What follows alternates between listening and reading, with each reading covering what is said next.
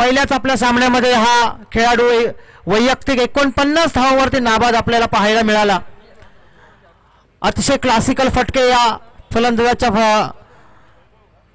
कडे दडलेला आहे। तर झेल उडालाय, मोठा हा खेळाडू लागणार का गळाला आणि पहिला मोठा यश तुषार बाणे बॅक टू द पेव्हिलियन। मोठा खेळाडू, मोठा मासा गळाला लागलाय। देवा कदम सुद्धा दाखवून देतोय की मी सुद्धा मोठा खेळाडू आहे। संपूर्ण अनुभव त्याने पणाला लावला आणि तुषार सारख्या मोठा खेळाडूला तंबूमध्ये पाठवलंय। एक मोठा जबरदस्त धक्का पोहोचलाय तो तुषार बाणेच्या स्वरूपामध्ये किशोरदादा कांबळी, देवाचे गोटणे, राजापूर या संघाला।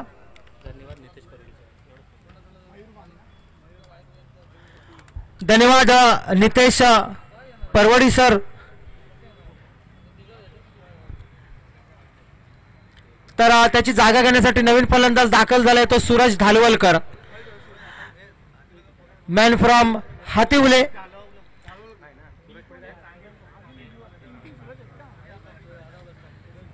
हातिवले संघाचा हा सलामीचा फलंदाज ग्रामीण क्रिकेट खेळत असताना हातिवले संघाकडून तो आपण खेळताना पाहतो।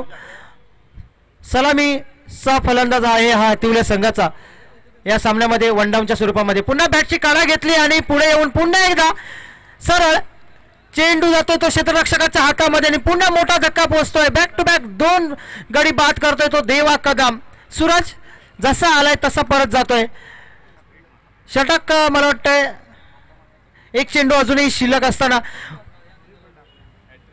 धारधार अशी गोलंदाजी आपल्याला पाहायला मिळाली ती देवा कदम यांच्या माध्यमातून। हॅट्रिक वरती हा गोलंदाज नवीन फलंदाज दाखल होतोय तो रुपेश देवा। या स्पर्धेतील होणार का दुसरे हॅट्रिक?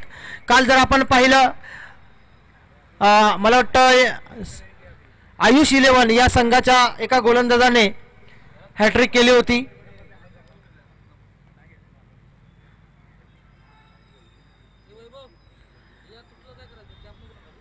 पुन्हा देवा हॅट्रिक चेंडू असेल, सामना करेल तो रुपेश आणि हॅट्रिक झालेली आहे। या स्पर्धेतील दुसरी हॅट्रिक आपण पाहायला मिळते ती देवा कदम या खेळाडूच्या माध्यमातून। पुन्हा एकदा तिसरा धक्का किशोरदादा कांबळे, देवाचे गोटणे, राजापूर या संघाला मिळतोय। रुपेश LBWच्या माध्यमातून हा तिसरा गडी बाद झालाय। देवा ऑन फायर। पहिल्या षटकाची सांगता होते, पहिल्या षटकाच्या अखेरीस 3 गडी बाद 4। अतिशय बिकट अशी अवस्था